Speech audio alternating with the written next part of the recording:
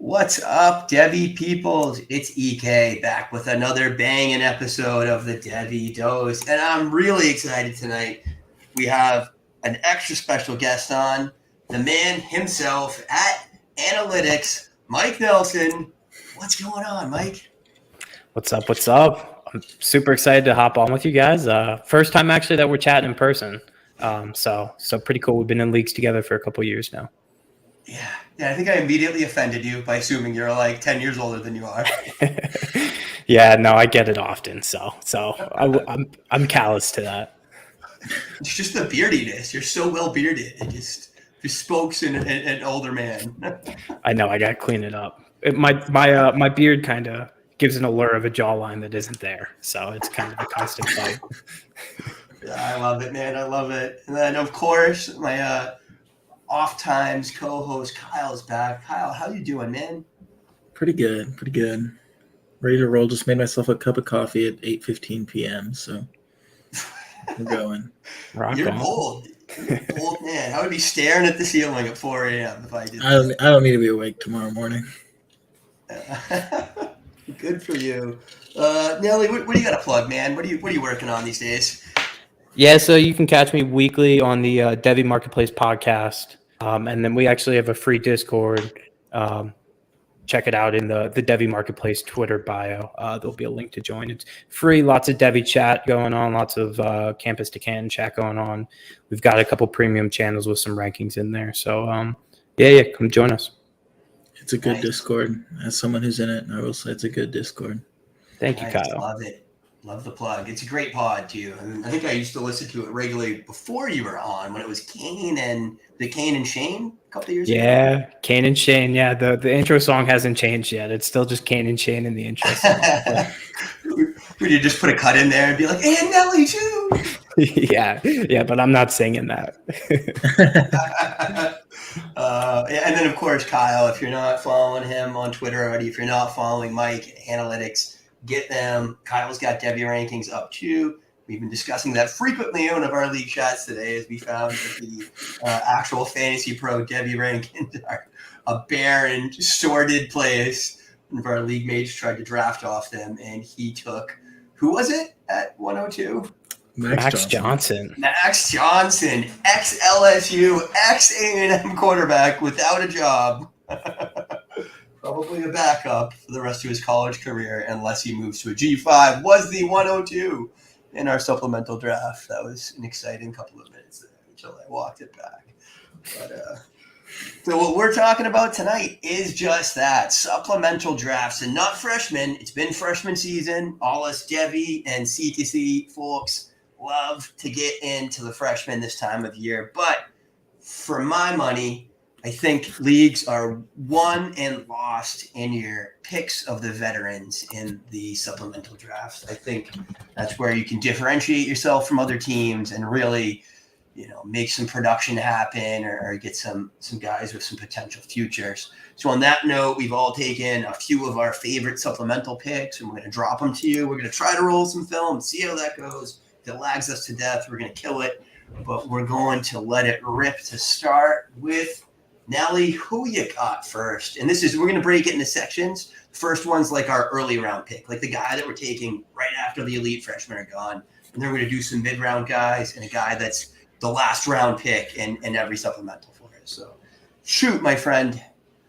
Yeah, first name on my list in these C2C supplementals for non-freshmen is Oronde Gadsden, listed as a tight end at Syracuse now. He's like 6'5", 220. His dad was a NFL wide receiver. The catch with him is he doesn't really play tight end, but he's listed as a tight end, right? So last year he put up 1,000 yards receiving on a pretty bad, okay-ish Syracuse team. Market share numbers were absurd. Being listed as a tight end, he's a lock to be a top 5 fantasy tight end for college side this year. I would say he's my favorite to be the tight end 1, that's where you're truly getting the value here. But he also has NFL upside, right? Like his market share numbers in a Power 5 conference are pretty impressive, especially as a true sophomore this past year. Probably grows this year, same quarterback back with him. If he gets listed as a tight end in the NFL, which is very possible, right? Because NFL teams save a little bit of money if they list a player who's a tweener as a tight end. That provides value at the next level as well. Yeah, I love it. Gadsden's one of my favorite players in all of college football. There's cut-ups on the Devy Dose channel because as soon as I caught wind of him last year, I was hitting him everywhere I could in those mid-year drafts and those, in the weekly waivers in my leagues. I'm a fan. I think he does some good things, like as a power slot type guy, I think, if not like a true tight end. But, he wins outside sometimes too. You just don't see a lot of those snaps, but I did see him be successful in the ones that I caught on film. It's just like 3 or 4 targets all last year with him playing on out wide. Yeah, man, I love this pick here. And I love that he's featured as a tight end in Fantrax. I mean, that is league-winning upside right there. So absolutely. Yeah. Yeah, I think something we brought up before the show and kind of talked about that we should talk about now is whether or not he keeps that tight end eligibility going forward into the NFL. And is that helpful? Really? Yeah, I mean, I think they have to give it to him. I mean, he's literally listed in this cutoff ACC network, Syracuse tight end. The coaching staff talking about him.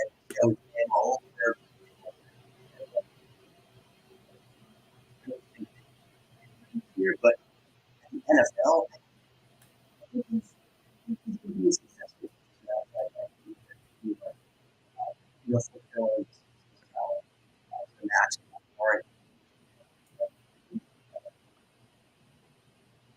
Your audio is like real bad there. Quiet or broken up? Both. You sound fine now. Yeah. I do. It was just a minute ago. I wonder if it's just the film. So sorry, I was just saying. I think a team will behoove themselves to keep him a tight end. His agent though isn't. It's true. Yeah, that's the pushback. But I mean, Syracuse listed him at tight end, and an NFL team will label him as a tight end when they draft him. So I think he'll at least keep the tweener status. Yeah. All right. Anything else on Gadsden before I move on, guys? Value-wise, I took him in a draft, I think, as early as, I think it was like the 212. Like, I think he's that sort of elite value where he's literally the first name that I'm taking that's not a freshman. Yeah. Nice. I love it. Okay. Kyle, what you got, my friend? My first pick was Dorian Singer, the sophomore or junior. I'm not sure. Wide receiver from USC now, formerly of Arizona. He really broke out last year alongside Jacob Cowing and alongside Ted McMillan, which is super impressive considering I ranked both of those guys pretty highly. But Singer at 6'1", 185 had 1,100 yards and 66 receptions in that Arizona offense last year. Was the lead wide receiver in terms of statistical output, and now moves on to play under Lincoln Riley at USC with the best quarterback in the nation on a team that just attempted 500 passes. Like, this is a great recipe for success, in my opinion, in terms of CFF stats. And I think with his speed and that kind of statistical output, his junior season, he'll be on NFL draft boards for sure. Yeah, are you a Singer fan, Nelly? Man, it's hard not to love the production, right? I mean, Kyle mentioned the target competition alongside McMillan and Cowing, and he stood out, and he's a former walk-on, right? So like he kind of came out of nowhere and he blew up, and as I would say is the favorite to be the lead target for Caleb Williams, like the one of the most high-profile offenses in football. So there's a ton of upside. I don't think he's a lock to be the lead guy. There's some other talent there. And I'll tell you what, I'm not a film guy, but I've watched this Dorian Singer highlights video, and every single play is the same. He kind of just runs a go and catches a sideline fade or a jump ball. So I don't know if that's just a product of the offense or if that's his skill set and he can't do anything else. So I think there's some questions in terms of translation to like a full NFL wide receiver role. But I mean, again, like I love the production. Yeah, I'm a fan. Honestly, Singer is the first veteran I took in the previous supplemental that I did ahead of Gadsden wasn't available there. I took him ahead of Keon Coleman, who we're going to talk about shortly. Took him ahead of Bucky Irving, who we're going to talk about shortly. Took him ahead of Trey Benson, who none of us have on our list, but I think we all love him as well. There's another great name there. And for me, it was just you'd have to think that he's got some Devy upside to go along with that production. And yeah, I'm also a little bit suspicious. I don't think he's a lock as like a top 5 wide receiver in this class, but I think he has the upside to pretty easily be a day 2 wide receiver if this year goes well, if the combine goes well. And, when I look at that and kind of like the value decisions there, like any one of these guys we're taking in the second round of the supplemental have like the potential to the ground fall out under them. Freaking Keyshawn Boutte, right? Like we were anointing this dude as the next Jamar Chase a couple of seasons ago, and oh my, what a fall. So at this point, I think this guy's already put together a little bit of a resume. He's got a 1,200-yard season. He's going to go play with the Heisman Trophy winner in an offense that got, Jordan Addison with a decreased year production, still drafted as a day 2 pick. I just love the what's already going together there to build a Devy resume for him. And yeah, man, you'd have to think he's going to go for at least like 907 this year or something like that. So at this range, I'm definitely looking for guys that I think are going to produce and maybe go on and live on my dynasty roster eventually. I think he's legit fast too, like NFL fast. And I think that's going to help him in the draft. So why do you think he's fast? Because I think I saw the same thing Nelly does, that like he just catches so many jump balls that I'm just like, is he not getting open? You know what I mean? And I was assuming like David NFL Bell. Fast isn't like the same thing. He's fast enough for the NFL. He's not like, I think he's like 4'8", 4'5". That's fast enough. I'm worried that he's David Bell. That's like my fear with Singer right now, because I just, not in the nuances, but David Bell caught anything you threw within 10 feet of him, but obviously ran a 4.66 and, wasn't able to create separation last year as a rookie. That's kind of my fear here. Anything else for Singer, guys? Yeah, I will add USC or Lincoln Riley in the past has, had some pretty split wide receiver rooms. Just to throw some ice on the fire, those Oklahoma teams of the last few years were pretty disappointing in terms of wide receiver 1 production, whether it was Jadon Hazelwood or Marvin Mims. I mean, these guys who were wide receiver 1s on those teams were like 600, 700 yards, 40-some receptions. Like, he does air it out, but he those offenses tend to spread the ball around. And like Nelly said, there is other talent in this offense. Like Mario Williams is there. Zachariah Branch could take off. That's a guy that we all really like. Mekhi Lemon, we all like as well. I mean, even though they're freshmen, if they take off and take 30 receptions each, could split that offense. But yeah, I mean, honestly, even Rice, I think and a lot of people don't like him, but I thought he had some really nice plays last year. He's obviously more like a last round kind of guy, but I don't know, he's got the pedigree, he's got some size, and I thought he was able to play pretty well. Took a starting role over some high 4-star type guys. So yeah, I'm definitely with you guys in terms of that being a realistic fear. Before we move on, Kyle, do you think that 212 is too high for him? I mean, the only draft I've done, I saw him go 215 in a 16-team league, so I don't think so, no. Yeah, I took him quite a bit earlier than that, but I knew he wasn't coming back. And I also hadn't done a lot of work on freshmen yet, so, was more confident taking a guy that had done some stuff.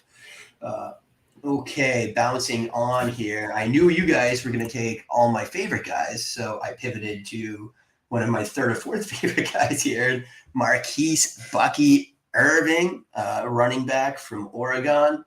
Man, he had a really nice year last year. to the dismay of many of us, right? Basically murdered Byron Cardwell and all of our NFL dreams for him. But he was pretty nice to have on your roster.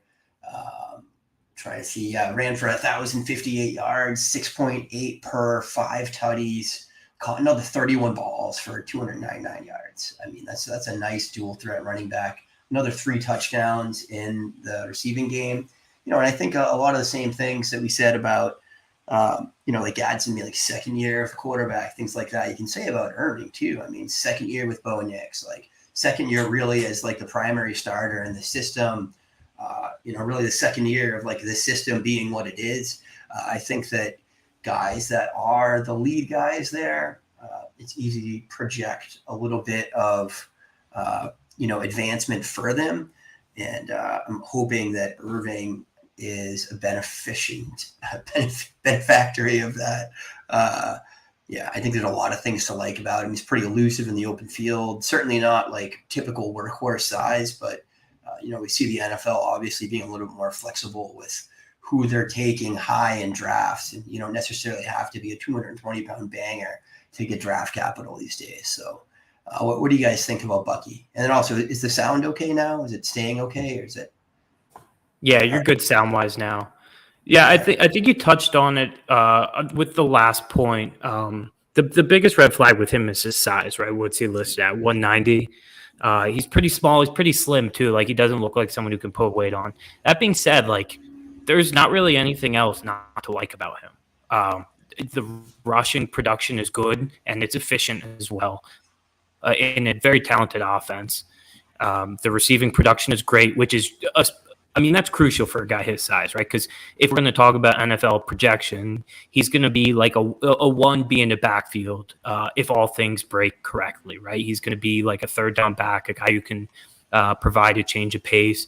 And I think he has the talent to do that. I think people realize when he was a freshman at Minnesota, he also was pretty productive. He had a few games as a true freshman where Mo Ibrahim was hurt and Trey Potts was hurt, where he was kind of forced into a role.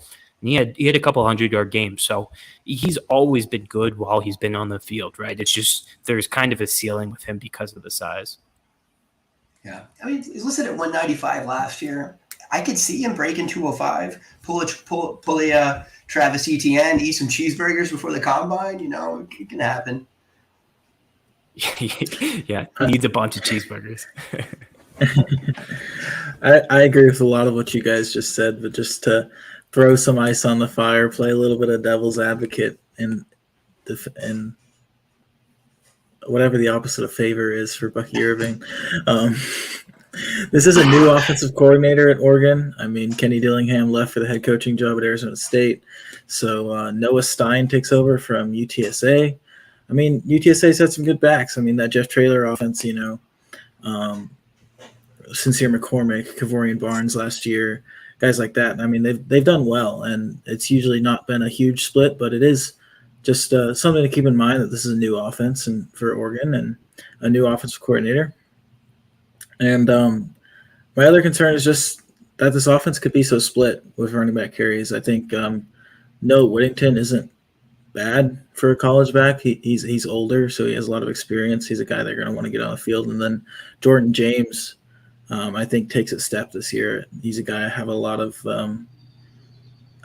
Devy Hope holdover from his time as a high school player going into his true sophomore season this year. I think he's definitely kind of the opposite of Irving, more of a big pounder back, and I think the two could work really well together, but I think Oregon could, split those carries a little bit.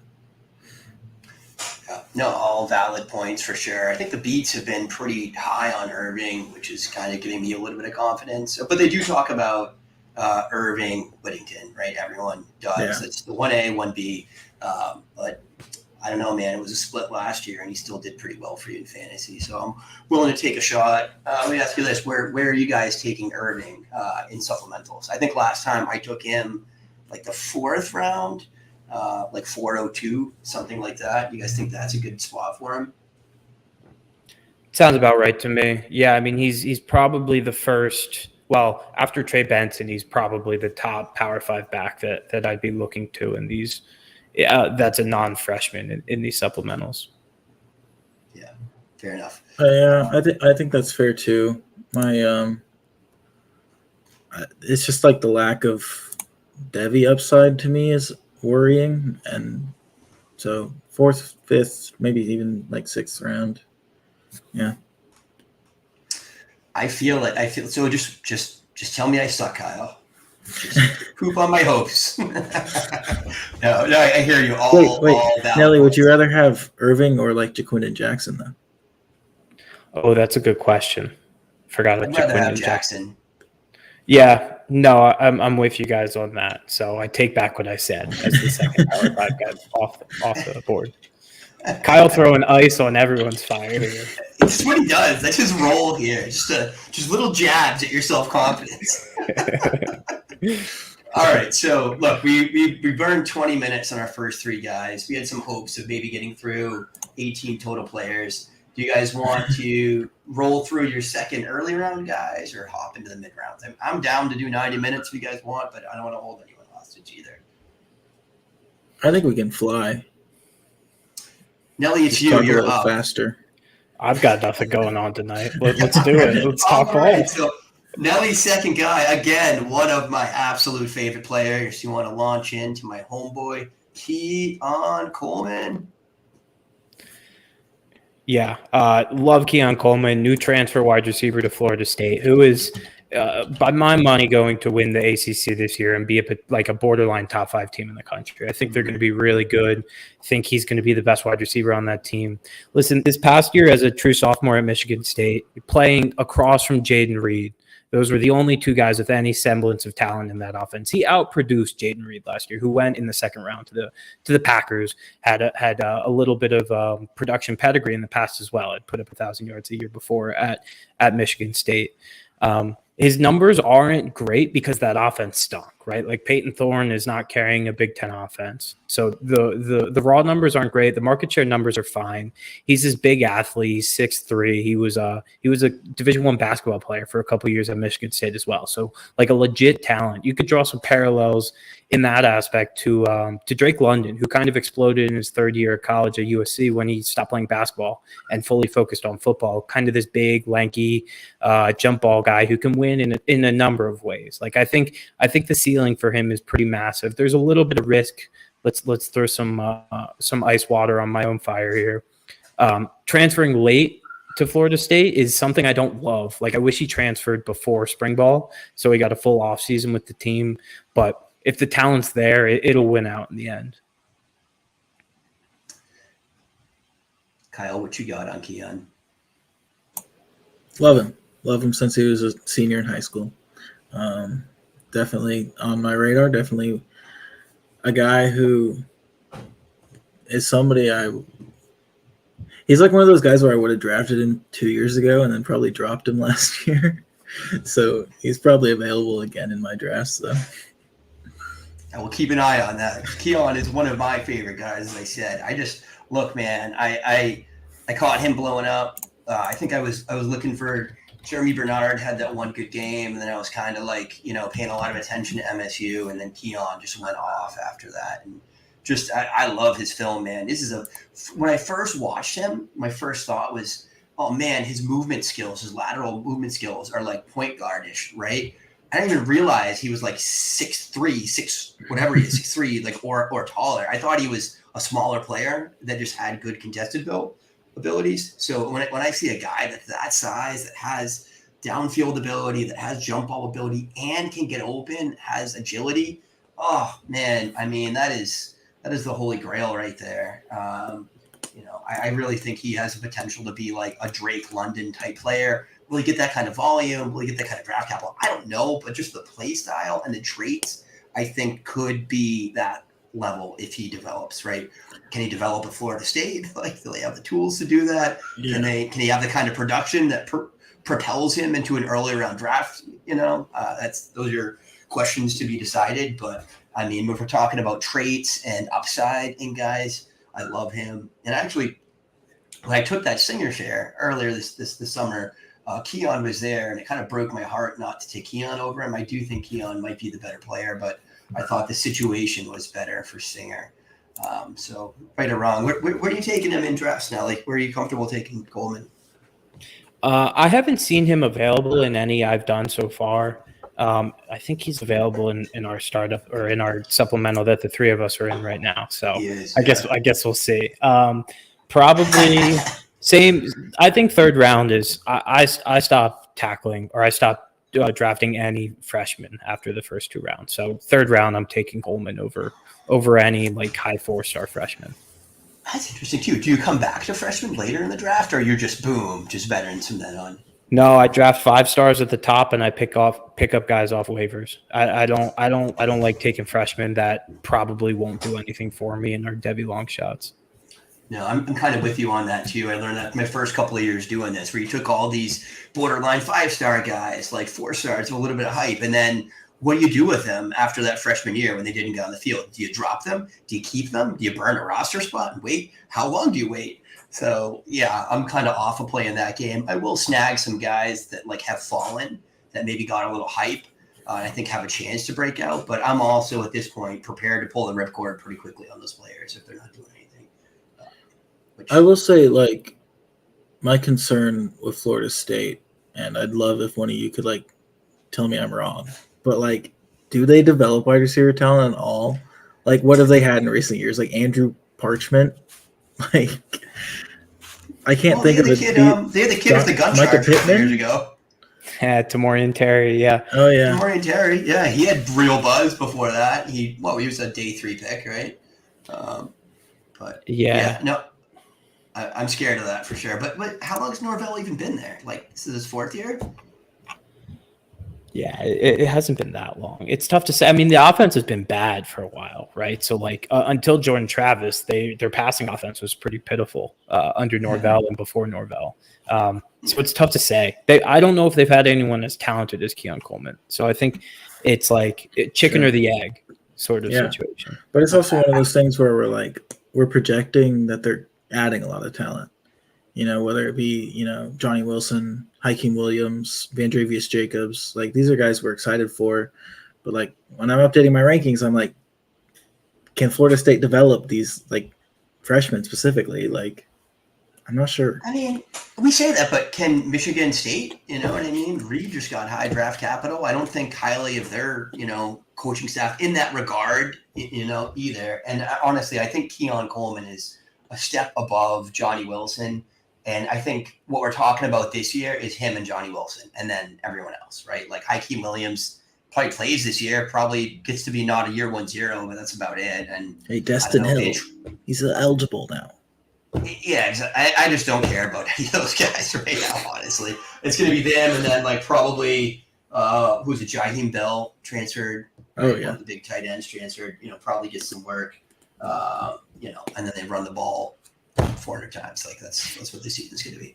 All right, Kyle, you want to talk about Joe Milton or Macquarius White? You got to pick one. I'll just talk about them both at the same time. Tennessee passing offense is really good. You want all the pieces you can get.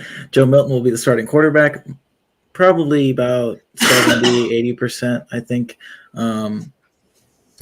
I don't think he'll start the freshman, so I think Joe Milton will be a starting quarterback for Josh Heupel, and you want that in CFF. Hendon Hooker in the last 2 seasons pretty much threw for 3,000 yards and 30 touchdowns twice in a row. Joe Milton absolutely kicked ass against Clemson in the Orange Bowl last year when Hooker was out with the ACL preparing for the draft. And then speaking of that Orange Bowl, Cedric Tillman and Jalen Hyatt both also sat out of that game, giving Marquarius Squirrel White the opportunity to play as the wide receiver 1. And he had 9 receptions, 108 yards, and a touchdown from Joe Milton. He looked to be the best wide receiver on the field. His true competition going into this year is, 5th-year senior Ramel Keaton, 5th-year senior Brew McCoy, and the transfer from Oregon, Dante Thornton, who didn't do much at Oregon. So I think Squirrel White is definitely the best Devy asset in that wide receiver room, and he just has, a ton of speed. And Tennessee has produced 2 top 5 CFF wide receivers in the past 3 seasons. So give me all that and give me Squirrel White. If it's not this year, it's next for a top 5 finish.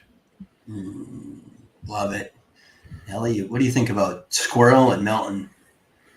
Well, I think Joe Milton has probably the strongest arm on planet Earth, which is pretty cool. I don't know if he can do anything with it, but if I needed someone to throw the ball over a mountain, I'd call up Joe Milton. I don't know. Like, if he's not good, Nico Yamalieva is going to get a shot. So either way, there's a decent baseline there for Squirrel White. There's a ceiling for Joe Milton if he can improve his accuracy. But I'm not going to pretend like I can project that. I think that's kind of a crapshoot at this point. Squirrel White's interesting. I don't think I'm as high on him as you guys are. He's so small. He has to be that much better to like be a premier like Devy asset. But I think you're right. I think he'll be the lead receiver this year, and that's going to be a ton of production. Yeah, I worry about Milton. I mean, I get it. Like, and the payoff on the bet is worth the cost, right? But I don't think Milton's good, right? And I think Hooker was good. Like, at least like the last couple of years of his long college career, I think he played very, very well. So I just worry that we're not going to see the same offense this year with Milton. And yeah, if they start playing the quarterback in and out game, what's going to happen? But I'll say I am all in on Squirrel. I think Squirrel is a freaking baller. I think we've already seen what he could do as an 18-year-old out on that field, being a little guy, just tearing people up. So I think he's got a bright, bright future, and I am heavily targeting him in these drafts if I can. So, Kyle, where are you taking these guys? I've seen Joe Milton go in the second a lot, like in both the drafts I've done. I can't. I'm not that bullish because, yeah, like worst case scenario, he starts 6 games, maybe. Probably worst case, maybe 4. So, like, but like you said, best case scenario, this is a guy with a rocket for an arm who can also run really fast and is massive. Like, he's Anthony Richardson, like best case scenario, and he's like a top 3 pick. But he was actually like, he could actually also be good in college, just because the offense, and I trust this coaching staff to develop quarterbacks. Yeah. As for Squirrel, he goes in the second too, and I think that's actually fair. Yeah, I think Squirrel has legit NFL upside. I'm doubt about it with that cost for him. And in C2C, if he's the wide receiver 1 this year, then that's like 2 top 10 seasons probably that you're getting in CFF. Yeah. Love it. Yeah, right. Because if he's that good, he's coming out after his junior season. But all righty then. My next guy is Tez Walker. Again, low-hanging fruit here. Anyone playing C2C is pretty damn sure. Any of us, like sickos playing C2C, are pretty sure that we love Tez already. He is a transfer in from Kyle. Where was he last year? Kent State, right? Moving up to UNC, and all signs point to Tez Walker being probably Drake May's wide receiver 1 this coming season. I mean, yeah, sure. Could it be? What's the other transfer? Nate McCollum. Yeah, McCollum. Yeah, sure. Could it be Kobe Pesor? Right, but I think it's going to be Tez. I mean, he has been like a high-level college producer for several years, playing at a stage lower of competition. But when previous production combined with alpha profile and demonstrable speed and just glowing reports from everyone that's seen him play so far at UNC, color me in. And he goes early. I think he's been going in the second round mostly on these. What do you guys think? You taking Tez there? Are you passing over him? I think that's appropriate. I think he is a step above all the other wide receivers we've talked about. Just in terms of like, he has round 1 NFL potential. I mean, look at his speed on this screen right now. This is a 6'3" wide receiver playing against a defense entirely full of NFL players, and he's just blowing everyone away out there, right? So to have that size speed profile in a high profile offense, right, in UNC with Drake May, where he's probably going to be the main target, like the spotlight's going to be there, the upside's there. I think second round is entirely appropriate. Yeah. I mean, is any of us going to be surprised if he goes for like 1,300 yards this year? Like, certainly not. No. I think same thing we said with Singer in terms of he's playing with one of the best two quarterbacks in the country, and you want that for your wide receivers. But unlike Singer, he does have a totally different skill set, and if you think that skill set is more what the NFL wants, then you want Tez Walker in first. So, yeah. I have a little bit of – is he a junior this year or is he a senior already? I think he's a fourth-year guy. It's kind of weird. I think he redshirted, or I think he took a year off from school, then redshirted, and then last year at Kent State he exploded. Yeah. Well, I mean, you live in the data world too, right, Nelly? I mean, fourth-year guy, that's kind of he only has stats from the last 2 seasons. Yeah, I'll tell you what, it's not ideal, right? But I think it's something that I've come around on a little bit. Like, I think it's kind of counterintuitive to someone who makes a lot of macro evaluations, but context is important here in terms of like why he's a fourth-year guy, right? Like, he's not going to declare out of Kent State. He has to kind of build his profile up. Here's the story. He signed with North Carolina Central to play D2, and then season was canceled due to COVID in 2020. So that's 2020 would have been his first year? Yes.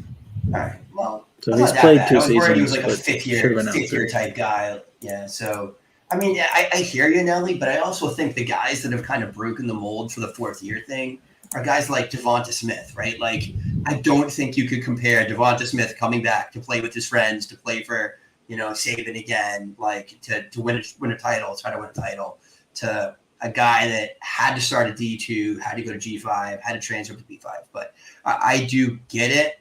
I don't know. I mean, Kent State's. What about Jaden Reed? Yeah, my model hated Jaden Reed. I drafted a ton of him because JJ loves him. Yeah, JJ and Matt Harmon both liked him, so I wound up taking him late in all those second round picks when it was like him or a day 3 running back. But yeah, I mean, my model would have told me to like not touch Jaden Reed with a 10-foot pole. Well, you, Nelly, did you like Reed or?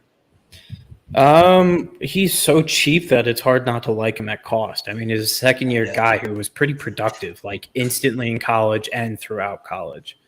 Right. I was surprised he got drafted as early as he did, but I respect draft capital too much to ignore it. Really, my point is just that he got draft capital after transferring up from Western Michigan. Right. Yeah. And still playing 4 years. Who, by the way, if you want to talk about schools that produce wide receivers, Western Michigan is wide receiver U. Yeah, fair. I think that's a good comp though, Kyle. Really, it is. I see the similarities there. So fair enough. Okay, I'll back off. And honestly, I'm in on Tez. I just haven't been able to afford him. He's been going like real early second in all of these, so I haven't really got to whiff him at all. So Nelly, who's next for you? Now we're on to like middle round guys, like 5 to 10, right? Fair to say. Yeah. I threw on one of my top 2 CFF backs that I'm targeting this year.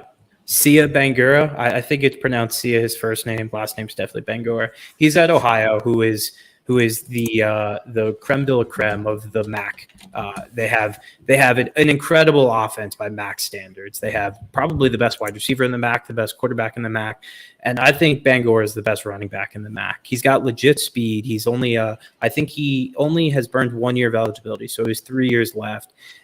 In his first year of production this past year, he put up over 1,000 yards, caught over 30 balls, split the backfield a little bit with a super senior who I believe is gone. Like he's a guy who could put up 100 or 1,500 all-purpose yards in a year. I've actually heard there's a little bit of NFL buzz with him too. He's got pretty legit athleticism. I'm kind of skeptical on MAC guys and G5 guys in general on projecting to the NFL, but this is a guy who could maybe blow up this year and transfer up. That sort of mold. Yeah, I love it. Kyle, what you got on Sia? Yeah, obviously we talked about Bangura a little bit in our MAC preview last week, just to plug it. This is a guy who averaged 23 fantasy points a game last season, so I'm definitely in on him if I can get him in a C2C supplemental. I mean, that's a top 12 running back for a 6th-round pick. Yep, easy. Yeah, my only pushback here is that I've seen him go in like the 3rd round.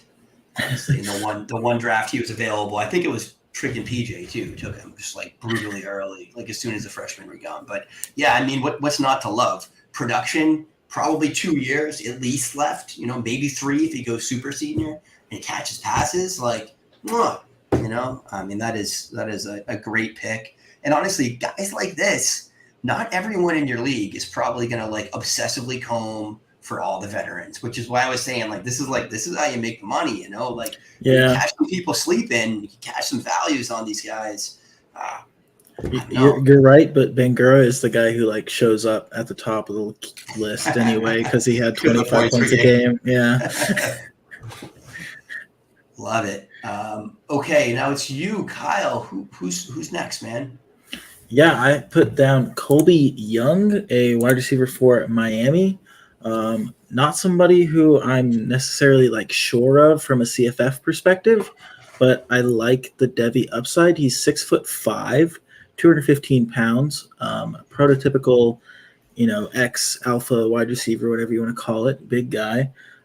He's going into his junior season this year. He spent his freshman year in JUCO, had a pretty good JUCO season, and was recruited by Tennessee, Auburn, SEC schools, and Miami, and ended up choosing Miami. Took off at the end of the season last year, sort of towards the middle. He had 2 games over 100 yards against Duke and Virginia Tech, and ended up with 367 receiving yards in the last 8 games of 2022. This was a really horrible passing attack last year, kind of a horrible offense in general. But they fired that offense coordinator, brought in a new offense coordinator, Shannon Dawson from the University of Houston. Houston, of course, has had some impressive passing attacks in recent years with Matthew Golden, Tank Adele, Clayton Tune. Hopefully this is a guy who can resurrect our Devy hopes for Tyler Van Dyke. And if that's going to happen, he's going to need a wide receiver or 2 to pop off. And I think Colby Young could be that guy. Yeah, man, I love this. Colby Young's had a ton of buzz. I ruthlessly scour beat reports through the summer. That's kind of how I try to get an edge. Like, who's the guy that the C2C guys aren't talking about that the beats are, And Colby Young has had just like constant hype all off season, but I haven't really watched him play much or heard anyone talk about him. So I'm stoked that you brought him to the table here. And am I right that he's a true sophomore? He is a true junior. Technically, it's his 2nd season in FBS football. Got it. Nice, man. Nelly, what do you think about Young? Is this a guy you're into? Yeah, I mean, I don't have a ton of thoughts. I'm not super. I mean, I'm familiar with him, right? But he kind of hasn't put up a ton of production yet, mainly because of how bad that Miami offense is. But he showed flashes, right? Like, there's definitely projectable upside in terms of if he can scale up those few games and make that stretch for a full season. I mean, sky's the limit. Any offense without Josh Gaddis is an offense better off. So I think that's a positive for Miami. I was going to bring that up, and Kyle actually covered that already. So I think that's a positive. Tyler Van Dyke is probably a pretty good college quarterback with a competent offensive coordinator. So I like the pick. Yeah, I'm into it. I feel like there's a lot of guys in that wide receiver room. Like there's like Restrepo and like I think one of them transferred out, but there's the other Xavier, right? Hutchinson. I think he transferred out, but there's a lot of dudes there. But I think if he can separate himself and really become the one, that's pretty interesting. And I feel like Houston definitely hyper targeted. Was that where Tank played? Yeah. Yeah. I mean, yeah. He got 2 totally different wide receiver molds, though. Yeah. But we'll see. Different as possible, but I think if there's a guy, they're going to hit the guy, So, all right. I love it. Colby Young. My next guy, and this is a double plug for the Devy Doge because we got my game film. This is what came up when I was searching for this guy. David Noel from Iowa State. I've been a big advocate of Noel. I know part of it's next man up sort of thing. I mean, there are some big shoes to fill, vacated by Xavier Hutchinson, who went for a million yards last year and 100 touchdowns. I mean, no, really, what do you have? Like, I think he went for like 1,200 yards and some tutties in an offense that wasn't a stellar offense in general.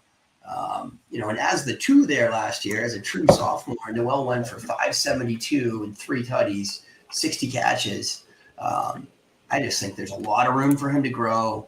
I think he's got legit speed, like low 4.4 speed, breakaway, burning DBs down the field. And I think he's already got a little bit of savvy with getting open that if he can build on that, this could be a guy that we're talking about as a day 2 wide receiver, 6 or 7 months from now. I'm not, would I throw $300 on a bet on that? Like, no, not right now, but I don't have to. It's the guy I'm taking in like the 6th round of my supplementals that I don't even know if other people are talking about him. I'm not seeing him get any buzz.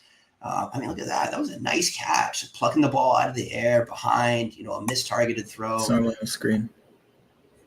Oh, I didn't show it up. I am a failure as a host. I'm just watching the film by myself. I believed you. I could tell that catch was nice. So, all right. Well, the rest of you guys can watch the film as you guys tell me how right I am about Jalen Noel. Yeah, we're in lockstep for sure. I mean, I believe you and I were blushing over Noel that like week 6 of last year, or right after this game, I believe. He's a guy who I love as a Devy prospect. He's my wide receiver 36 in Devy. I think that's way above consensus. And I think he'll have a great season with Hunter Deckers this year, and especially with Xavier Hutchinson gone. I mean, somebody's got to step up. I think Noel plays a different role in that offense than Hutchinson did, but I think he is the guy who's proven himself in the past who can do that this year. And if you're in a league with me, there's probably about an 80% chance that he's already rostered. Yeah. Nelly, what do you think, man? Yeah, to be honest, I don't have much on Noel.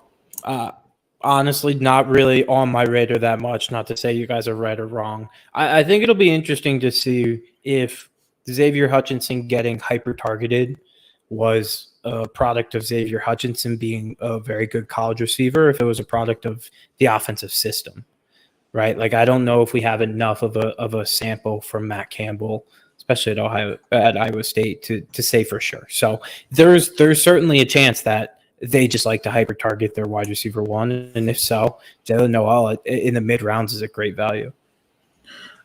Having watched a couple Iowa State games last year, and especially this Texas game, the thing about Hutchinson is like Decker's got in trouble, and it was throw it to the big guy. Noel isn't the big guy. He's definitely more of a slot type. More the type of guy to, get 2-3 feet of separation down the middle of the field. And he makes those plays for the most part. But, I mean, he's not going to bail out Deckers like Hutchinson did. So I think that's a fair point. Yeah, definitely a different guy. And also Decker's kind of a problem, unless you guys think he takes a significant step forward, right? I hope so. It's not great. Yeah, probably a problem. Probably a problem. I mean, who knows? Maybe he, makes a leap this year. But all right, Jonathan Brooks, guys, interesting to me. So, Nelly, what you got, man? Yeah, Jonathan Brooks is kind of the forgotten guy in that Texas backfield. Texas, who is notably back, very back. They do have by talent like a top 5 offense in the country, right? They're loaded at quarterback, they're loaded at wide receiver. And they've got some running back talent there. But they lost Bijan, right? Everyone knows Bijan. They also lost Roshan Johnson. That's a large majority of their touches in an offense under Steve Sarkisian that is always super productive on the ground. It was at Bama before. It was at all the stops that he was at before Bama and before Texas. So this is a super valuable role, and everyone's kind of like looking at this incoming freshman Cedric Baxter, who I love. Everyone kind of looks at last year's Devy Darling, Jadon Blue. But by all accounts, it seems like Jonathan Brooks is going to be the first guy up there, right? He's a third-year guy, was the first back on the field in garbage time last year when Texas had games put away and they wanted rest Bijan and Roshan. He was always productive. He scored in every game he played in. In the bowl game, he scored 2 touchdowns, caught a 30-yard screen pass when Roshan and Bijan were out. And I just think this is a value play here for you're taking the guy who's going to start as the Texas running back to start the year, and he's a 4-star prospect in his own right. Like, there is talent there. I think he's comfortably ahead of Jadon Blue. I think the competition here is Cedric Baxter because he's the unknown, the kind of this 5-star recruit that is pretty coveted. But I mean, recruits are pretty volatile. There's a chance that Baxter isn't what he thinks he is, and I think there's a chance that Jonathan Brooks is a 1,000-yard back by the end of the year. Yeah, and he feels to me like when Brian Robinson came up right behind like Najee and all the great Alabama backs before him, and we're like, this guy is just a garbage time, game killer, and then went on to get really nice draft capital. I could see that type of thing going on with Brooks as well. I mean, the kid's definitely got some skill. I don't know. Robinson was still a garbage time game killer as the starting running back. Right. Fair enough. But the NFL drafted him, and if you picked him up where he was costing you before he was the lead back for Alabama, you did really well on that as an investment. Yeah, and I want to circle back. The thing with Jadon Blue versus Jonathan Brooks is because people love Jadon Blue, and rightfully so. He was a pretty high recruit. He kind of dropped once he missed his senior season. But Jadon Blue did not play in any garbage time last year. Brooks played over him every time. In the spring game, Brooks was running with the ones ahead of Blue. Like, all the camp reports have said that Brooks is the one. So I don't think that's a concern at all. I don't think cost has reflected that. Brooks is later than any of the guys we've talked about. You could get him much later in these supplemental drafts, which I think at that point, if you have the shot to draft the Texas starting running back in like rounds 8 to 10, like I will take that any day of the week. I'd take him earlier if he went earlier. So I guess that's my question with Britt, because he's been on my board since I caught him in the same beat reports you did, that I was looking up Jadon Blue and how he was doing, and everything was like, Blue's great, but Brooks then Blue, right? So you're thinking like 8th, 9th round? Is that where you're looking for him? I feel like that's where I've seen him go. Honestly, I would take him earlier, right? Like, I think if we're talking about pure Devy upside, because I think if he's the starting running back at Texas, that comes with Devy upside. Right. I think round 5 to 6 is somewhere where I'd be comfortable taking him if his cost elevated to that level. Got it. Fair enough. Kyle, are you into it or not? I'll buy it. I don't have a ton of previous thoughts, but I'll buy it. Yeah. I think you're right, Nelly. I want to say, like, I was thinking he was like a last round kind of guy for me, and I want to say like 8th, 9th round is where he went in one of the ones we've completed. And actually, this draft we're in now, somebody owns him already. It might be me. I picked him up in some pretty late last year. Because the writing was on what's the saying? The writing was on the wall a little bit last year because he was getting all the garbage time work. Right. Smart, my friend, smart. So, okay, we're on to a guy that Kyle and I both like. I think we're getting some groupthink from doing the show together, but nonetheless, love him. Mind meld. Here, Kyle. Yeah. Hey, it's better for both, right? So, Tylan Hines, I think if you're playing in PPR, C2C, or CFF, this is a guy that needs to be on your roster. He's playing for Hawaii and Timmy Chang in the run and shoot offense. This is an offense that loves to throw the running back. I mean, Day Hunter was incredible in this offense. Dedrick Parson caught a ton of passes. And now they have a new offensive coordinator who throws it to the running back just as much. Tylan Hines last year, behind Dedrick Parsons as a true freshman, rushed 83 times for 634 yards. Good for like 8 yards a carry, I think 7.5. And he's splitting his practice reps in the spring between running back and slot back. He's going to catch a ton of passes. He's going to be productive on the ground. Not saying Hawaii's going to be good, but they're not going to play anybody good. So I think this is going to be the guy in the offense through the air and through the ground. So I want that on my roster.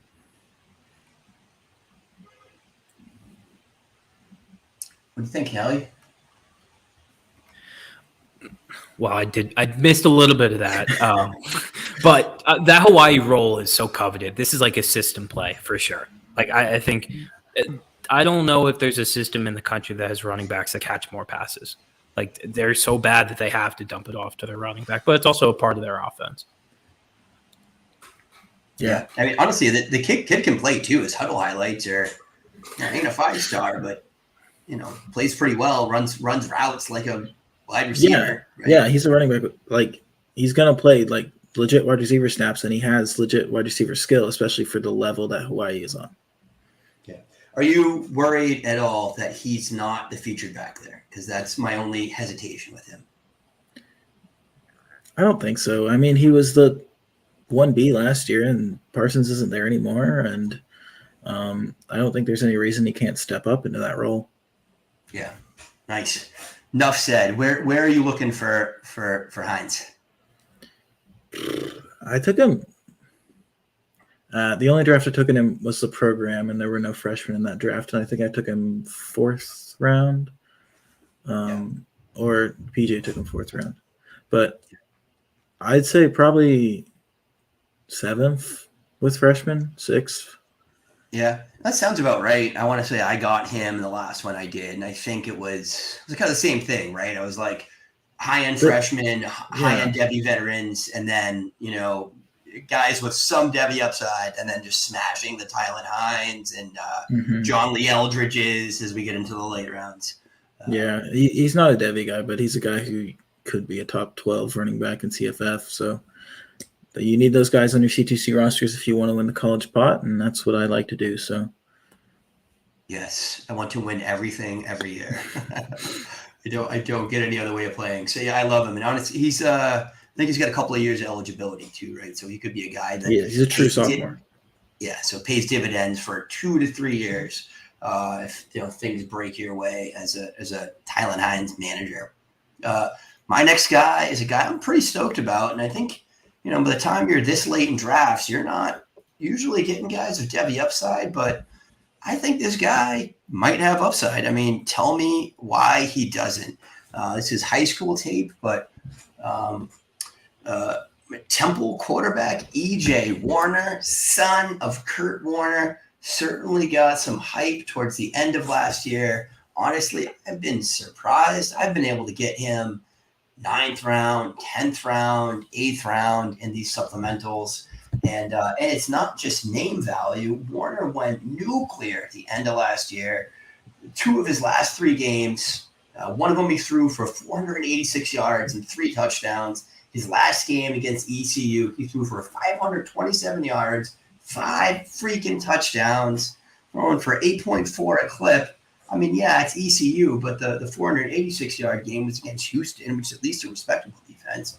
I mean, it's not like an elite G5, P5 defense, but man, I just see a kid coming in, his first year as a starter. I don't know if he was a true freshman or if he redshirted. I'm not really sure. Do you guys know? Yeah, he redshirted, I think. Yeah, I'm pretty sure he was a true freshman last year. Yeah. Fantrax says NCAA seasons too, but it could just be, this year is the second year.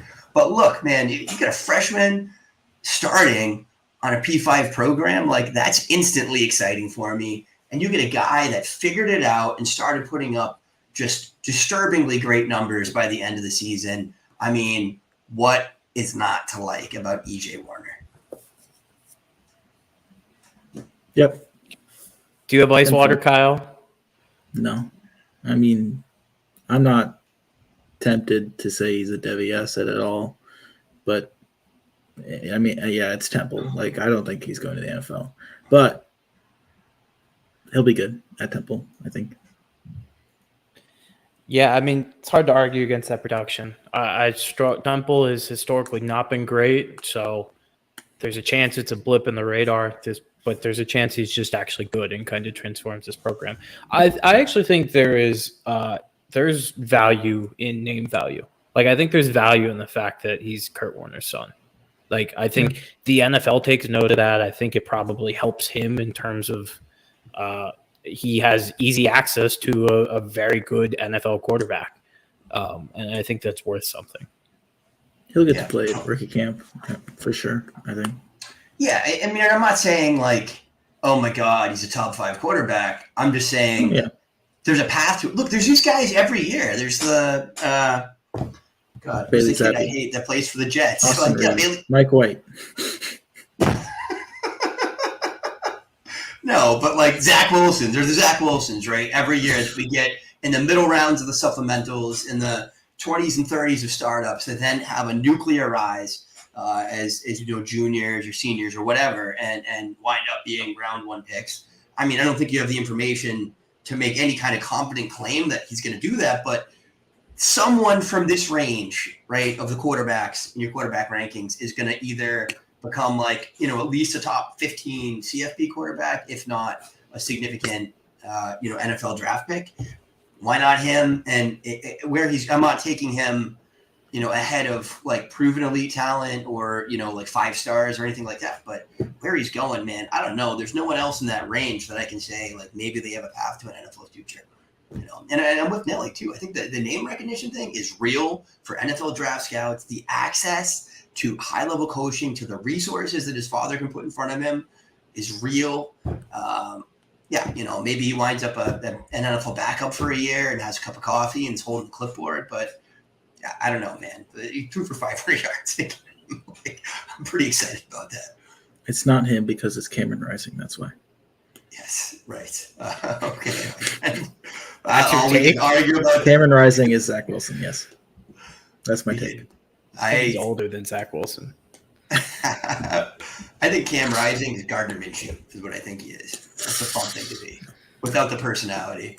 Don't insult Cam Rising's personality. He's got the locks. I'm not saying he's a bad dude, but Gardner Minshew's like, bro. Rising looks like Minshew. You need to take a second look. He's got the stash. He's got the look, the locks. Yeah. Everything I need to be a Gardner Minshew. All right. Keep it moving. So, super interested in this guy, Nelly. Why don't you lead in? Yeah, so this is the start of the last round picks, and I think this would have applied 3 months ago. I don't think TJ Harden's going in the last rounds anymore because I think there's enough buzz with his name that he's going a little bit earlier. TJ Harden, running back, second-year running back at UCLA, he's going to be the starter there. Everyone has kind of talked about Carson Steele, the transfer in from Ball State. These MAC guys are not they're not kind of transferring to these schools and living up to kind of the roles that were expected. So TJ Harden last year was kind of the direct backup for Zach Charbonnet. He's a big dude, as you can see, 6'2", over 220. He's in this exact Zach Charbonnet mold, and was super efficient in his kind of in his backup role last year. I think he averaged 8 yards a carry. Doing that as a big dude is impressive, right? And he can catch the ball too. He's got pretty good receiving chops for a guy his size. UCLA is a big system play in CFF. They always have a lead back who puts up numbers. Zach Charbonnet did it this past year. Chip Kelly has done it for years and years and years, even before UCLA. He did it at Oregon. TJ Harden's your best shot for that, right? If he is the lead back at UCLA, this UCLA in the Pac-12, that's going to be a pretty good team, a pretty good offense. You're looking at 1,000 all-purpose yards. You're looking at double-digit touchdowns. From a true sophomore, from a guy his size doing that, I think you have CFF potential here. I think you have Devy potential here. He is someone who, if the cost rose 5 to almost 10 rounds, I would consider him really at significantly higher cost than this last round when he's often available. Yeah, I'm with you. I've only caught on to TJ Harden, Tamari and TJ Harden more recently, reading the beat reports, finding out why my dude Steele has had his value crushed. The flowing mane isn't enough for him to take the RB1 role at UCLA, apparently. But you know what that tells me? That tells me that TJ Harden's good, because I still think Carson Steele's pretty good back. He's probably just being slow to adjust to the pace of the game and the bigger guys around him. But he ain't bad.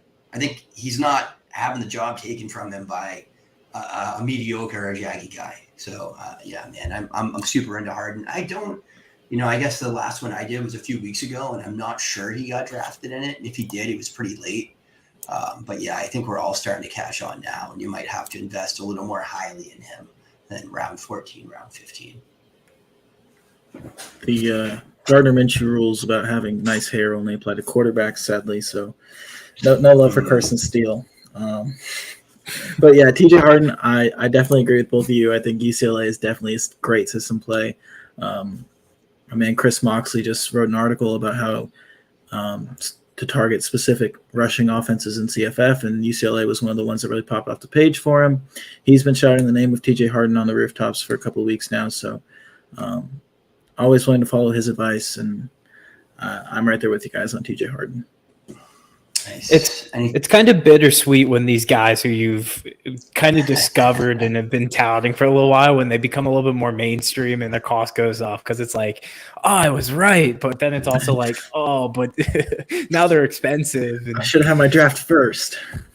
Yeah, no, he's another similar to Jonathan Brooks. I picked him up off waivers in like the last couple weeks of the season last year in a couple leagues. So that's a good strategy if we want to talk macro strategy. That's a good time to target guys for the next year. Yeah, picking up the backups in the leagues that have open waivers or weekly waivers. Yeah, a lot of the ones I'm in, for some reason, people insist on doing this like 2 claims a year thing, which drives me nuts. Hate it. I want to be on waivers every week, picking up the TJ Hardens of the world or whoever the hell I saw went off that I thought looked good in that week's games. I'm gonna have to make that a rule that I'm only joining like leagues with proper waiver rules moving forward. But stop. A lot of the guys like the other way for whatever reason.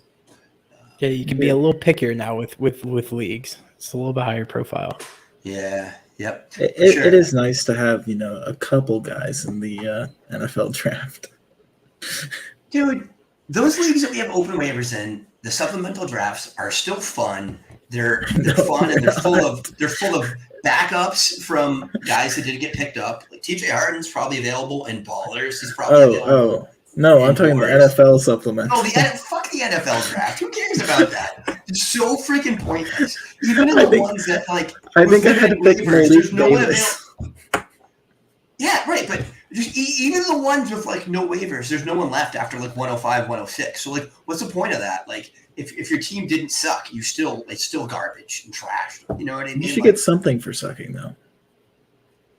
Yeah, if you like the 101, you get a guy like the Christian Watson of the world or Tucker Kraft. But I mean, it's garbage. I hate it. Just who cares about the NFL? You know what I like now? I'm a big fan. We do those combo drafts with everyone in it. Like that's cool format. Like where do those NFL players go in your supplemental draft? I took Roschon Johnson in like the 3rd, and the same one I took Bucky Irving in.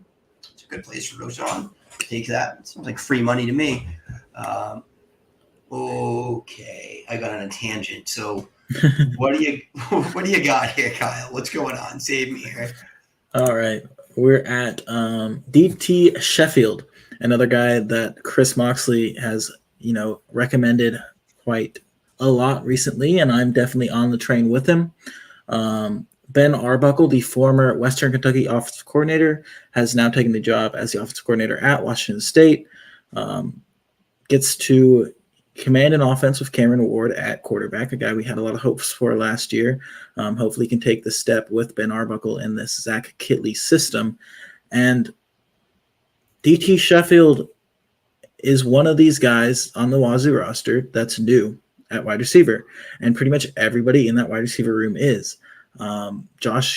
Joshua Kelly is one of the other names from Fresno State transferring in. He's much more of a bigger guy, going to be outside, probably going to score a couple touchdowns.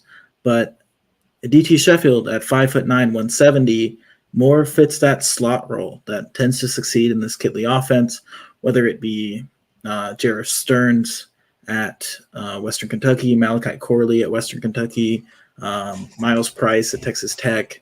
The slot role tends to be the one you want in the Kittley Arbuckle system. So Sheffield has been mentioned a lot in spring practices by both the coaching staff and Cameron Ward himself. He was a JUCO All-American last year. So I think Sheffield is a guy who's moving up into FBS football who can make an immediate impact, much like other guys have in these Western Kentucky systems. You got anything on Sheffield, Nelly? Yeah, I've actually taken Sheffield in a couple drafts. I love that shout. I mean, I'm sure EK will say it, but because he was talking about grinding the beats, I do that a little bit myself. And Kyle actually mentioned it. I mean, the Washington State beats have been all over this guy. He's got merch out, which is one, it's pretty sweet, and two, I think if you're putting out merch, you're probably expecting big things of yourself. So I like that. I respect the hustle there. Yeah. If you draft him in the 15th round, go buy some merch for him as well. But no, I mean, it's a system play. I actually like Kyle Williams, who's another transfer over from UNLV, but I trust the beat reporters more than I trust my own evaluations of these guys who I have barely watched. So I think it's a great shout. It's an interesting Yeah. logo. I'm not a fan of the DT Sheffield merch. Not gonna lie. I'm wearing the Balls shirt. Him on this, but then you're gonna hate on his merch, bro. Come on. I'm wearing the Balls shirt, but I am wearing Washington State shorts. I guarantee it. So, DT Sheffield, Wazoo Cougs, all over it.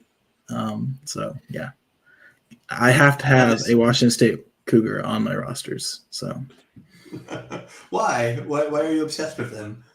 Oh, it's my dad's alma mater, so I grew up. I got it. I was gonna say you're a Tennessee kid, but yeah, no, I love it. I love the system play. You're much better. Both of you guys are apparently much better at that than I am. I'm not as good at the system plays. I just look at guys that I like usually, but I love it, man. If he can have that kind of like Wazoo wide receiver one type upside, oh lordy, you know. Anything else on him before he boot? Nope. Got it. So. All right, I got a guy that I think I'm throwing him out here because no one's talking about him. I see him go in one of my drafts in like the last round of a startup by one person other than me, and I was shocked. And this is Dylan Sampson, who's a true sophomore at Tennessee, mostly noteworthy in Devy circles for keeping Justin Williams, who everyone liked, off of the field last year. As the running back 3 at Tennessee. And out of the team. And out of the team, transferring to Cal, right, where he can back up Ott, maybe, right? But, you know, I don't know. You'll see, like, watching the highlights. Oh, I got to share them. Got to share the highlights.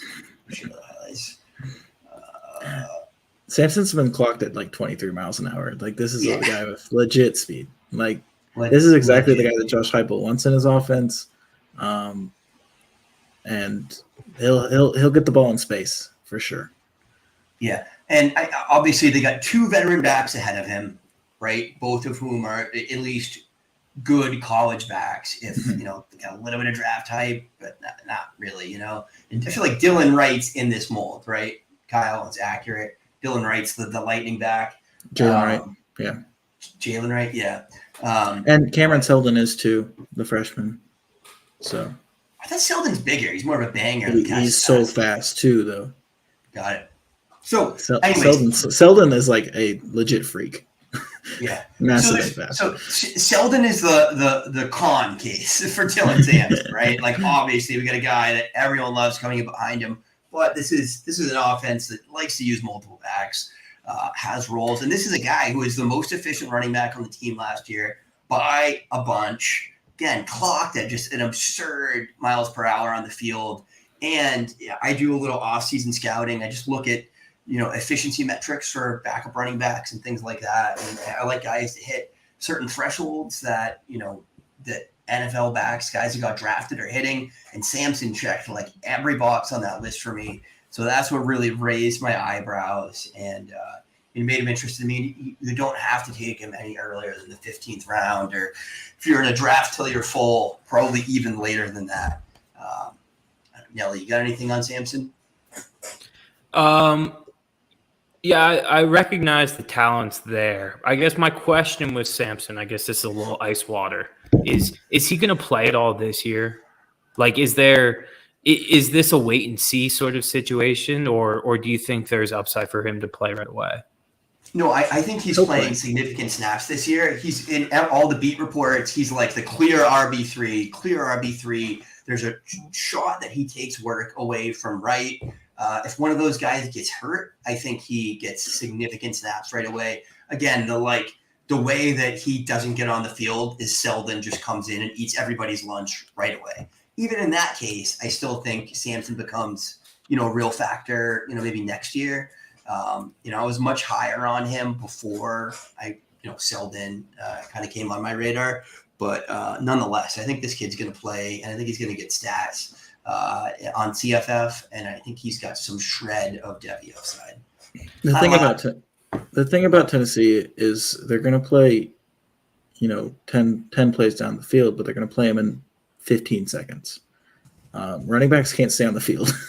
Like, they can't last more than one drive. They're going to play one drive and they're going to sit for the next. And that's what they've tended to done with Jabari Small and Jalen Wright last year. Just switch the two out. And that's what they did the year before with Tyon Evans and Jabari Small.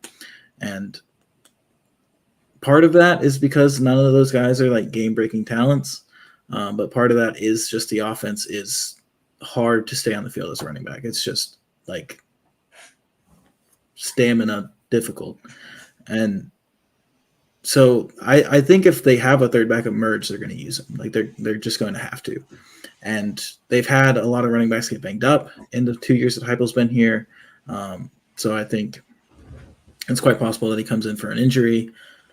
And then even if not, you can start him in C2Cs against the Vanderbilts and UT Martins of the world. I mean, last season against Vandy, he had 131 yards and a touchdown. Like, once they get up by 40 points, they'll put him in for sure. So if you see those games coming, there's something there. It kind of reminds me. A similar name is Rashad Dubinion at Arkansas, where it's like he's a backup, but it's a talent bet with some future hope for production. But it's one of those where it's like I like to avoid taking future projections as much as possible in C2C because I don't like having zeros on my bench. So if he's producing right away, then I love that. Yeah, I mean, my thesis really was like he was productive last year as a true freshman playing over another high 4-star. What if Selden isn't as good as we think, and Sampson is the future there? And I think if he gets the work, I don't know. I mean, he's that Devin A-Chain mold. Is he that good yet? No, but I mean, A-Chain probably wasn't that good as a 18-year-old. He developed into that at A&M. So it's also possible that him and Selden are 1A, 1B next year. Yeah, I mean, any freshman who produces right away in the SEC is like someone who needs to be on your radar. Yeah, exactly. And that 120-yard game last year against a questionable SEC defense, but still an SEC defense was enough to put him in my queue. I haven't taken him in every one though. Honestly, if there's if it's a deep draft and there's just flush with talent, I'm not squeezing him in over someone that's going to help me win the league on CFF where there's better Devy prospects. But, if it gets a little bit of thin, I'll take the flyer. If he doesn't get on the field or Selden ruins his career, he's an easy drop, Okay. Nelly, what's up? Yeah, Quinn Cooley. So transfer from Wake Forest to Liberty for his first year at Liberty. Another guy who the beat reporters have loved. Liberty has historically been pretty good on the ground. I mean, we had Day Hunter, who was pretty productive last year. New coaching staff this year. I think his name is Jamie Chadwell, something like that. Chadwell.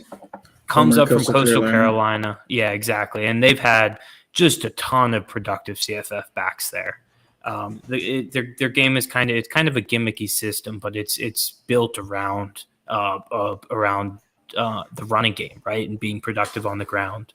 And Quinn Cooley is the reason why Day Hunter is in the portal, right? Day Hunter entered the portal last offseason and came back to Liberty, and Quinn Cooley has taken his job this offseason.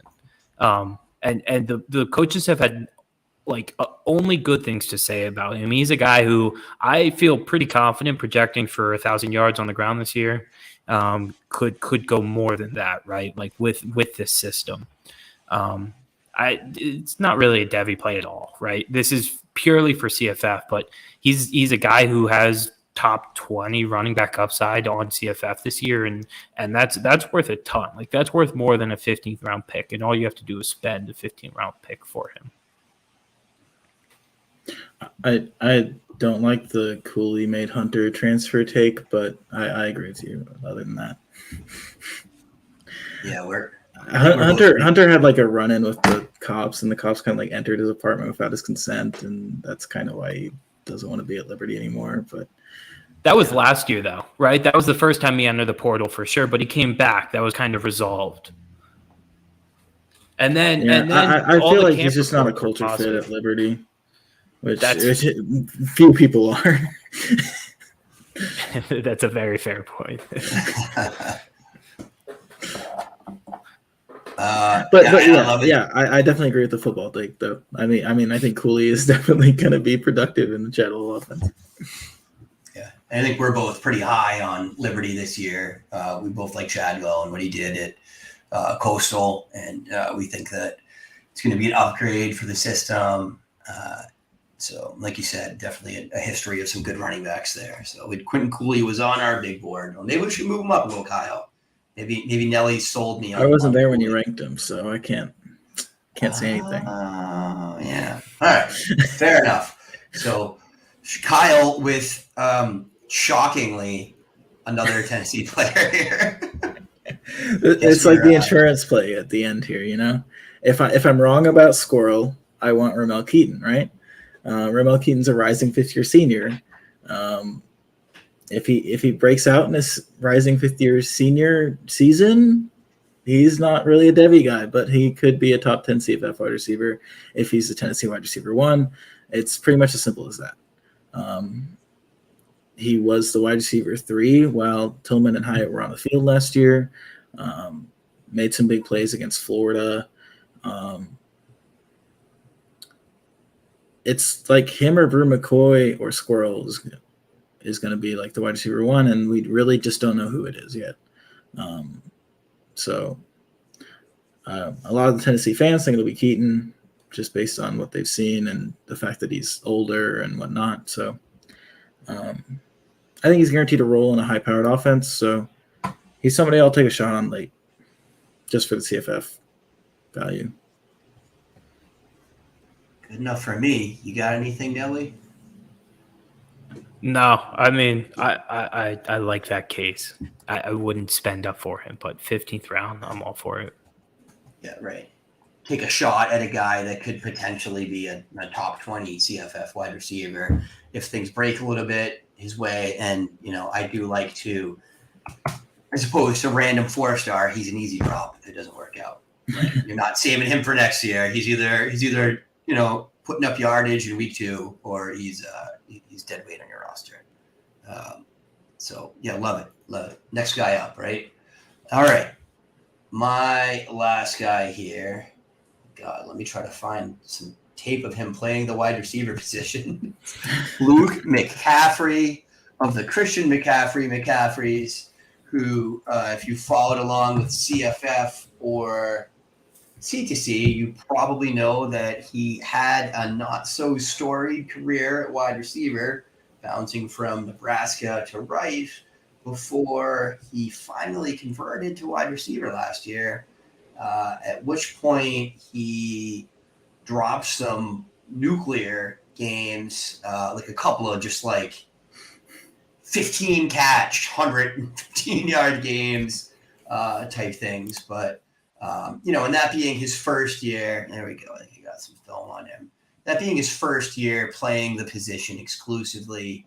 I mean, I'm sure, you know, these kids all dabble in high school playing different positions, but, you know, to see a guy that obviously has the athletic ability and, you know, pedigree come in and immediately just crush competition.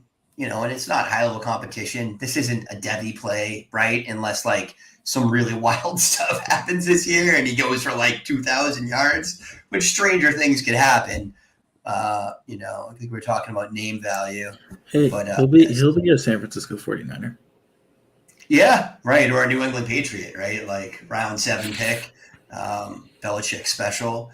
But, yeah, I mean, for me, it's just a, like, disgusting raw production. How can I ignore it? You know, definitely a level of talent higher than anyone else around him. Last year, I don't think he even started at the beginning of the year, and he wound up with 58 catches, 723 yards, 6 touchdowns, and that came in fits and spurts. So he's like particularly one of those classic like best ball favorites, right? He had a 10 catch, 105 yards, 7 catches, 121, and then 10 catches, 171, and 2. Kind of in the middle part of the season. So is Rice a guy that you guys like? Are you looking at him at this point in the draft? If Kettner Cup can be a Los Angeles Ram, Luke McCaffrey can be a San Francisco 49er. I didn't know Cooper Kupp had a brother. No, I love Luke McCaffrey. I've been trying to find any semblance of any reports for Rice football in 2023, and I found nothing. It's tough. But no, I mean, last year was his first year playing wide receiver. As you said, he exploded in a few games. Full offseason, he's super talented. We know that from the bloodlines. Not talented, athletic. But there's a talent ceiling there as well. And correct me if I'm wrong, but I think JT Daniels is going to be throwing him the ball this year, who, while has kind of flamed out as a Devy prospect, I mean, that's a pretty good G5 quarterback, right? So I'm a big fan of that pick. I've taken Luke McCaffrey in a couple drafts already. Yeah, you're making faces about Daniels, Kyle. Why? It's just funny. Look, I thought he got some good. I like seeing Georgia players fail. Like, all you SEC guys are so just bitter and hateful, full of rage. Yeah. It's hilarious to me. I'm such like a college football outsider. I went to freaking BU. They cut the football program my freshman year, so never had any allegiances. Obviously, I didn't root for BC. They're like the hockey rivals, so like fuck BC. But yeah, man, it's freeing for me not to have that like vitriol towards other teams. But man, I think there's. Go ahead. I was gonna say I'm the same way. My undergrad was at UVM, no football. Oh, right. Did grad school at Lehigh, who is awful in FCS, although has the best rivalry in college football. Go Lehigh, beat Lafayette. But yeah, no, college football is fun from the outside. College football is fun from the inside too. When you're winning, in a different way. Yeah, when you're not going 4-8, you know. Some tough seasons there before the past couple ones.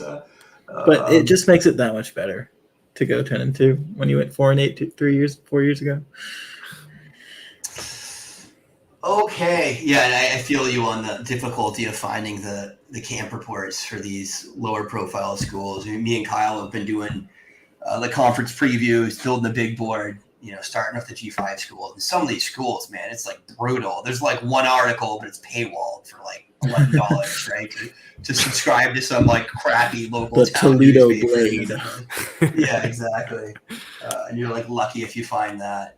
If it's not on 247 at this point, I'm just kind of like, whatever. But then you're looking on the school's website. Are these guys still on the roster? Where's the depth chart? Oh yeah, that's the grind. That's the C2C grind, baby. For masochists only, right? Great, awesome. I can't tell you how much fun it was to have you on with us in LA. It's been a good time, and I'm looking forward to sniping all of you guys from you in this draft. Speaking of, do it right now. I think we need a truce to not draft people on other people's list from this podcast. So the guys that you guys mentioned that were already my favorite guys, you're fucked on. I'm taking them if I can. But honestly, the other guys, like I like my late round guys so much, I'm probably not going to take yours. To be honest. All right. Well, hopefully no one else from the league is listening. I think that would be worse. So I put it in the group chat. Yeah, I know. Thanks, Kyle. Okay, so if you made it with us this long, we appreciate you. Hope you got you some talent and some guys that you are interested in drafting your supplementals. Please make sure you like and subscribe to the show. We need and appreciate your support. Make sure you're following Nelly at Analytics. I couldn't spell that right now, but we will definitely put it in the show flyers. Nelly Ticks. There you go. There you go. Making it simple. Make sure you're following Kyle at KL Fantasy with the underscore there. He's got all his Devy rankings for free, so you can snipe him easily They're right up there on the Undroppable site. And of course, you're probably following me if you got this far. Yeah, if you Google Devy rankings, they're right above Fantasy Pros. So click on that. Where they should be. They should be. God, that was funny. It was comical. And then I thought about tagging them and biking the post, and I was like, that's kind of unprofessional. I might piss someone off. Like Felix is just like just goes. As soon as he saw that, he's like, Felix. Felix had a fit of rage. Yeah, I love it, man. All right, As he should. As he should, right? It was pretty egregious, dude. Max Johnson, 101. All right, we appreciate you all for EK, for Nelly, for Kyle, for the Devy Dose. We appreciate you all. Have a good night. Don't